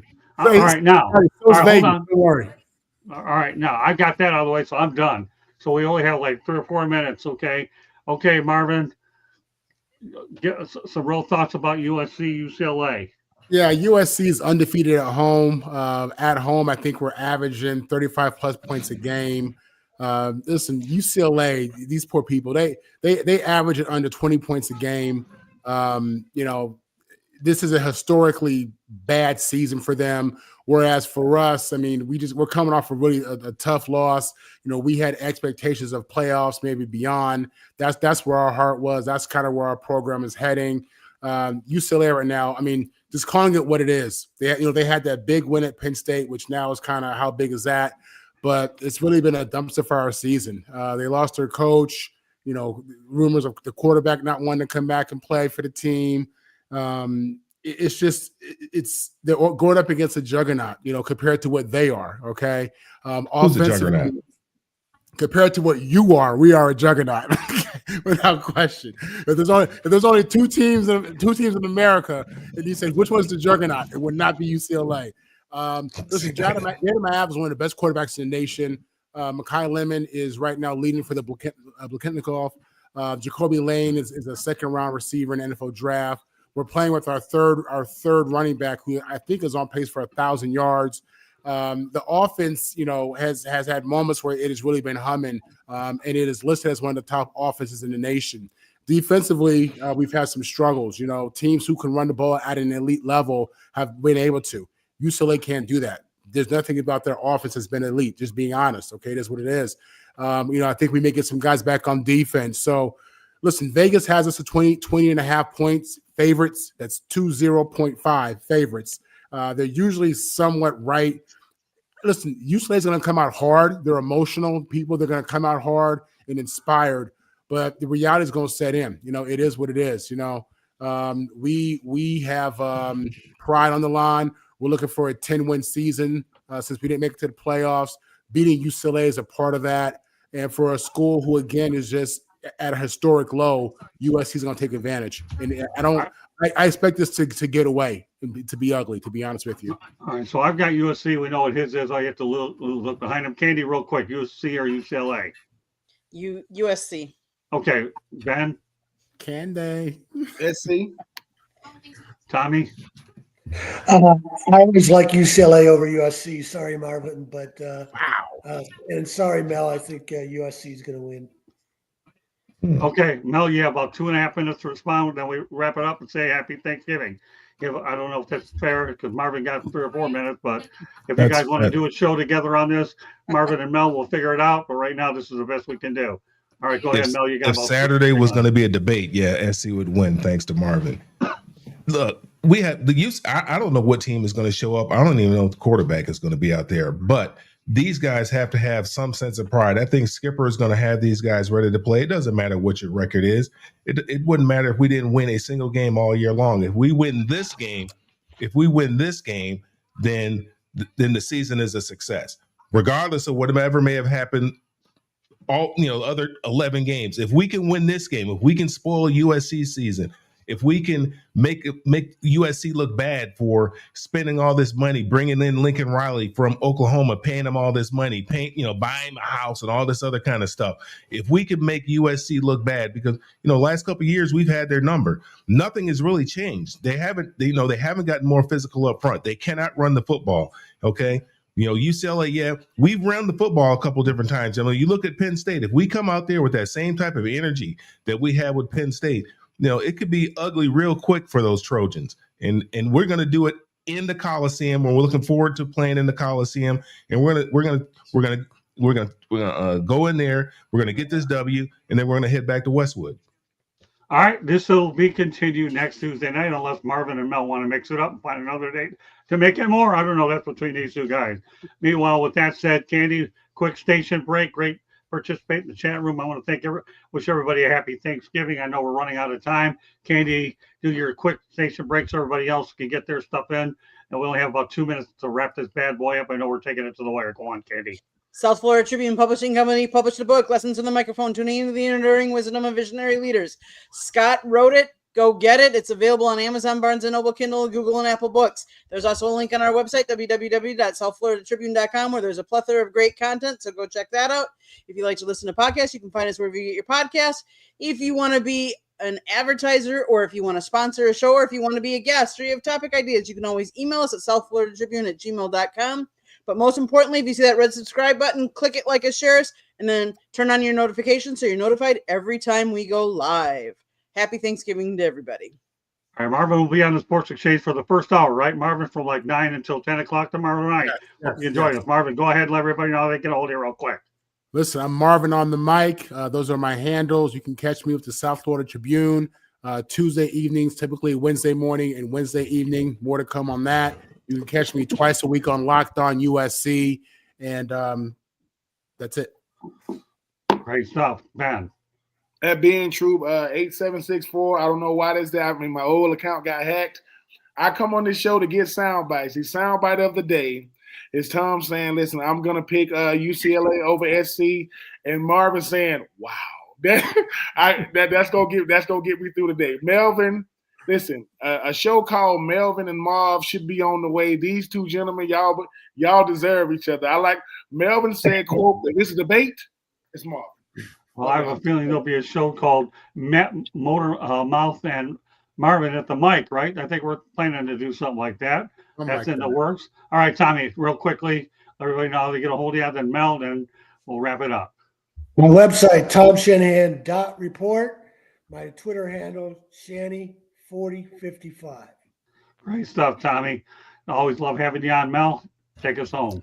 Yeah, you can find me on all the social media at Mel Farr Jr. Then you can follow what we have going on for the youth here in Georgia and also in Detroit at melfarsuperstarfoundation.org. Beautiful. All right, everybody. We're going to see you next Tuesday night. Same show, Inside the Pigskin. We appreciate everybody for joining us. Chat room was fantastic tonight. Everybody on the crew was fantastic, from Ben to Marvin to Candy to Mel to Tommy and myself. I want to thank everybody for joining us on this edition of Inside the Pigskin. See you next Tuesday. In the meantime, happy Thanksgiving, everybody, and we will see you next time. God bless everybody. Enjoy the football, the family, and the food, and the lasting memory. There you go. Love it. God bless everybody. Go Go Lions. See you next Tuesday. Mercy. I know. Bye.